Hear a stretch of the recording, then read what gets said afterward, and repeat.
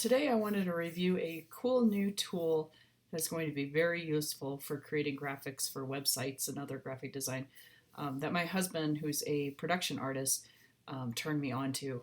So here I have a stock image of a watercolor background. I want to use this as a background for a website, but the color of this is wrong. I purchased this photo um, because I like the look of it, but I want to change the pink to be more of a turquoise color to match this graphic. So this is another graphic that I created from some stock art and kind of made it so that it's loopable and can be used in the footer and the header of the website.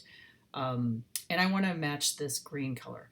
I can do this with some of the tools that Photoshop has, but it takes a long time and it's not always great. It takes a lot of fudging and things to get it just right. So I had heard about these Nero filters that are AI based that will do things like match color.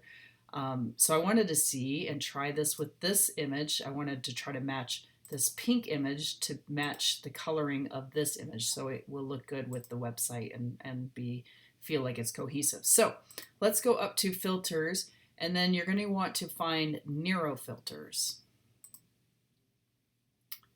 Then once you go into that, you'll see all of these filters here. We will actually want to use this one called color transfer. So it is in beta, so I have to turn that on in order to use it. And then I have this palette over here to work with. We want to actually go over to custom. That way I can choose my image. And then I'm going to choose that image that I want to match. And I had already done this for my desktop, so it was there. Sometimes it takes a second for the OK to show up in blue. It's like grayed out until it's ready. But then I can hit OK. And you'll see it even showed me a little bit of a preview. But how nice is this? So now this is way, in my opinion, way better than anything I could have created on my own.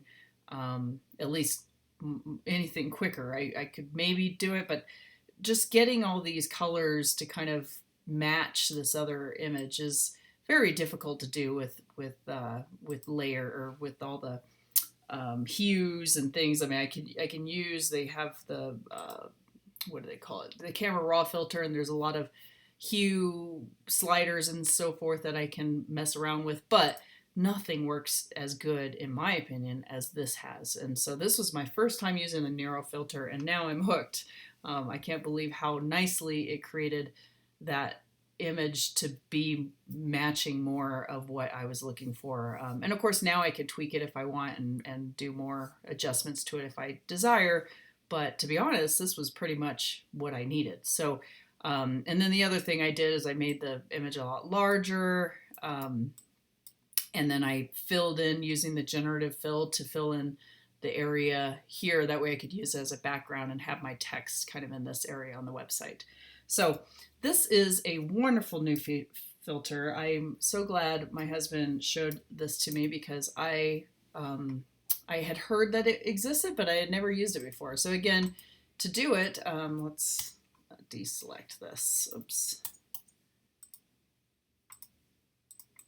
All right. To go up, to use it, go up to filter and then find Nero filters, and then you'll see all these other filters as well. There's all kinds of other ones: skin smoothing, smart portrait, makeup transfer, style transfer, colorize. So there's a ton of filters here that you can play around with, but certainly the color transfer one is going to be very useful for matching the coloring of an image to another color, so I can make all the images kind of in that same color realm if I want for a website, whether they're duotones or very saturated or desaturated, all these sorts of things.